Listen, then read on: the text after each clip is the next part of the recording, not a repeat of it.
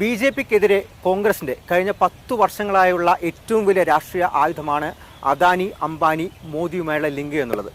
അത് തന്നെ അതേ നാണയത്തിൽ കോൺഗ്രസിനെതിരെ തിരിച്ചടിക്കുന്നു എന്ന് നരേന്ദ്രമോദി.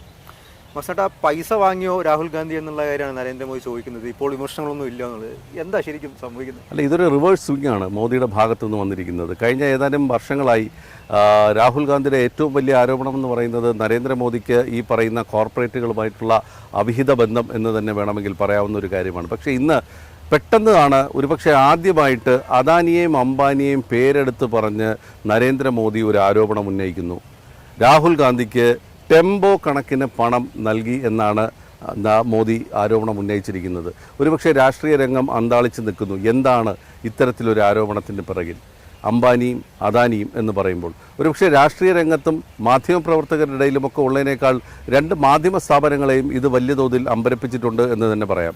ഒന്ന്, അംബാനിയുടെ നേതൃത്വത്തിലുള്ള CNN-ഉം അതുപോലെ തന്നെ അദാനിയുടെ നേതൃത്വത്തിലുള്ള NDTV-യും. ഈ രണ്ടിടത്തെ മാധ്യമപ്രവർത്തകർ അന്തം വിട്ട് നിൽക്കുകയാണ് ഇതെങ്ങനെ കൊടുക്കണം എന്നുള്ള കാര്യത്തിൽ. ഏതായാലും ഈ പ്രസ്താവന, അദാനിയും അംബാനിയുമായുള്ള ബന്ധം, രാഹുൽ ഗാന്ധിക്ക് കൊട്ടക്കണക്കിന് പണം കൊടുത്തു എന്നാണ് അദ്ദേഹം ലിറ്ററലി പറഞ്ഞത്.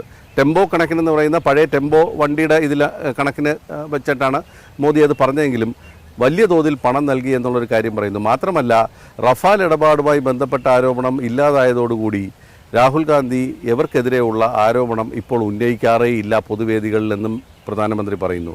അപ്പോൾ എന്തുകൊണ്ട് പെട്ടെന്ന് അദാനിയെയും അംബാനിയെയും പേരെടുത്ത് പറഞ്ഞ് നരേന്ദ്രമോദി ഇത്തരത്തിലൊരു ആരോപണം ഉന്നയിച്ചു എന്നുള്ളത് ഒരുപക്ഷെ ഇനി വരും ദിവസങ്ങളിൽ വലിയ ചർച്ചയാകുമെന്നുള്ള കാര്യത്തിൽ സംശയമില്ല. ഈ പറയുന്ന കോൺഗ്രസിനെ സംബന്ധിച്ചിടത്തോളം ഇനിയിപ്പോൾ ഒരു മറുപടി പറയേണ്ടി വരുന്നു. പണം ലഭിച്ചോ ഇല്ലയോ എന്നുള്ളത്. പണം ലഭിച്ചില്ല എന്ന് പറയേണ്ടി വരും. ചിലപ്പോൾ പണം ലഭിച്ചില്ല എന്ന് പറയുകയാണെങ്കിൽ ഒരുപക്ഷെ മോദി ഇത്തരത്തിലൊരു ആരോപണം ഉന്നയിച്ചിട്ടുണ്ടെങ്കിൽ എന്തെങ്കിലും ഒരു തെളിവ് എവിടെയെങ്കിലും ഉണ്ടാവും പണം നൽകിയതുമായി ബന്ധപ്പെട്ട്. അത് ഇനി പുറത്തു വരാനിരിക്കുന്നു. അപ്പോൾ വരും ദിവസങ്ങളിൽ ഇതൊരു വലിയ ചർച്ചയാകുമെന്നുള്ള കാര്യം ഉറപ്പാണ്. ഇപ്പോൾ 5ാം ഘട്ടത്തിൽ മെയ് 20 റായ്ബറേലിയിൽ തെരഞ്ഞെടുപ്പ് നടക്കാൻ പോവുകയാണ്. തീർച്ചയായിട്ടും രാഹുൽ ഗാന്ധിക്ക് വലിയ രീതിയിലുള്ള പ്രചാരണം നടത്തേണ്ടി വരും. ഇപ്പോൾ ഈ ലോക്സഭാ തെരഞ്ഞെടുപ്പിൽ ആദ്യമായിട്ടാണ് അദാനി അംബാനി ഒരു വിഷയം വരുന്നത്. അതും കോൺഗ്രസിനെതിരെ തന്നെ വരുന്നു.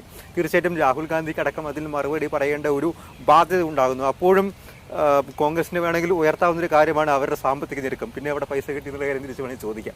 അല്ല, അത് തീർച്ചയായും കോൺഗ്രസിന് പറയാവുന്നതെന്ന് പറഞ്ഞാൽ ഞങ്ങൾ അക്കൗണ്ടുകളൊക്കെ ഫ്രീസ് ചെയ്തിരിക്കുന്ന ഒരു സാഹചര്യത്തിൽ ഞങ്ങൾക്ക് ആര് പണം നൽകി എന്നാണ് നിങ്ങൾ പറയുന്നത് എന്നുള്ളതാണ്. മാത്രമല്ല, ഈ ഇലക്ട്രൽ ബോണ്ടുമായി ബന്ധപ്പെട്ട് കോൺഗ്രസിന് പലയിടത്തുനിന്നും പണം ലഭിച്ച കൂട്ടത്തിൽ ഈ അംബാനിയുടെയും പേരൊന്നും തന്നെ ഇല്ലതാനും. അപ്പോൾ ഈ പണം ലഭിച്ചു എന്ന് ഇന്ത്യയുടെ പ്രധാനമന്ത്രി ഒരു പൊതുയോഗത്തിൽ ആരോപിക്കുമ്പോൾ എന്തെങ്കിലും ഒരു തെളിവ് എവിടെയെങ്കിലും അദ്ദേഹത്തിൻ്റെ കയ്യിൽ ഉണ്ടാകും എന്നുള്ളൊരു പ്രതീക്ഷയാണ് നമുക്കെല്ലാവർക്കും ഉള്ളത്. അതായത് അദ്ദേഹത്തിൻ്റെ കയ്യിൽ എന്തെങ്കിലും ഉണ്ടാകാതെ ഇത്തരത്തിലൊരു ആരോപണം പറയുമോ എന്നുള്ളത്. രാഹുൽ ഗാന്ധിയെ സംബന്ധിച്ചിടത്തോളം രാഹുൽ ഗാന്ധിക്ക് പണം ലഭിച്ചു എന്നാണ് പറയുന്നത്. അപ്പോൾ അങ്ങനെയാണെങ്കിൽ രാഹുൽ ഇക്കാര്യത്തിൽ ഒരു വ്യക്തത വരുത്തേണ്ട ഒരു ആവശ്യം വരുന്നു. ഏതായാലും ഈ വിഷയം വരും ദിവസങ്ങളിൽ തെരഞ്ഞെടുപ്പ് രംഗത്ത് വലിയ തോതിൽ ചർച്ച ചെയ്യപ്പെടുന്നു. എന്തുകൊണ്ട് ഇന്ത്യൻ പ്രധാനമന്ത്രി ഇന്ത്യയിലെ പ്രധാന കോർപ്പറേറ്റുകൾക്കെതിരെ ഒരു വലിയൊരു ആരോപണം ഉന്നയിക്കുന്നു, പ്രതിപക്ഷത്തിന് പണം നൽകി എന്നുള്ള തരത്തിലൊരു ആരോപണം ഉന്നയിക്കുന്നു എന്നുള്ളതായിരിക്കും വരും ദിവസങ്ങളിലെ ഏറ്റവും വലിയ രാഷ്ട്രീയ ചർച്ച.